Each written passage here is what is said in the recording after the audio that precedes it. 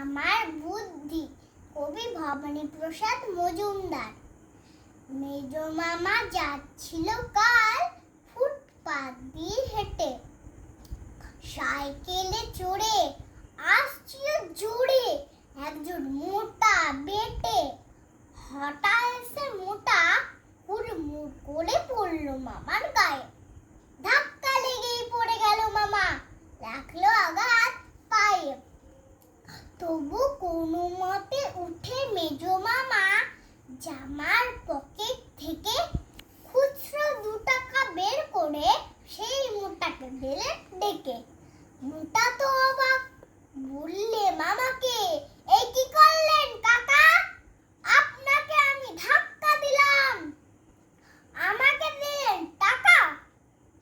মামা বললেন, নাও নাও, কেন হও মিছে মন মরা? সবাই উচিত যার যা ক্ষমতা অন্ধকে দান করা। নমস্কার।